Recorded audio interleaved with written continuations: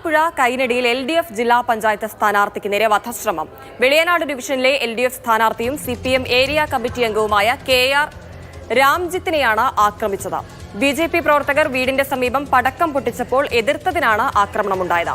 വിവരങ്ങൾ രഘുനാഥ് നാരായണൻ നൽകും. രഘു, തെരഞ്ഞെടുപ്പ് ഫലപ്രഖ്യാപനം വന്നതിന് പിന്നാലെ സംസ്ഥാന വ്യാപകമായി വലിയ രീതിയിലുള്ള ആക്രമണങ്ങളൊക്കെ അരങ്ങേറിയിരുന്നു. ഇപ്പോഴാ CPM ഏരിയ കമ്മിറ്റി അംഗത്തിന് നേരെയാണ് ഇവിടെ ആക്രമണം ഉണ്ടായിരിക്കുന്നത്. എന്താണ് അവിടെ സംഭവിച്ചത്? പോലീസ് കേസെടുത്തോ?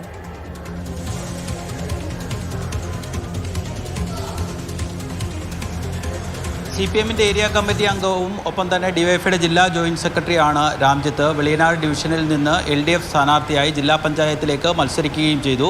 എന്നാൽ വർഷങ്ങൾക്ക് ശേഷം ആ സീറ്റ് UDF പിടിച്ചെടുത്തു എന്നു മാത്രവുമല്ല, കൈനടി ഉൾപ്പെടുന്ന നീലമ്പേരൂർ പഞ്ചായത്തിൽ ഇത്തവണ LDFിൽ നിന്ന് BJP ഭരണം പിടിച്ചതായത് അവിടുത്തെ ഏറ്റവും വലിയ ഒറ്റക്കക്ഷി BJP ആയിരുന്നു. ഇതിനെ തുടർന്ന് BJP RSS പ്രവർത്തകർ വിജയാഘോഷത്തിൻ്റെ ഭാഗമായി രാംജിത്തിൻ്റെ വീടിന് സമീപം പടക്കം പൊട്ടിക്കുകയും ഇതേ ചൊല്ലി വലിയ വാക്കേറ്റമുണ്ടാകുകയും ഇതിനിടയിലാണ് ഡിവൈഎഫ്ഐയുടെ നേതാവിന് വെട്ടേറ്റത് എന്നുള്ളതാണ് പ്രാഥമികമായിട്ടുള്ള നിഗമനം. തലയ്ക്കടക്കം പരിക്കേറ്റിട്ടുണ്ട്. ഇദ്ദേഹത്തെ കോട്ടയം മെഡിക്കൽ കോളേജ് ആശുപത്രിയിൽ പ്രവേശിപ്പിച്ചിരിക്കുകയാണ്. കണ്ടാലറിയാവുന്ന RSS BJP പ്രവർത്തകർക്കെതിരെ പോലീസ് കേസെടുത്തിട്ടുണ്ട്.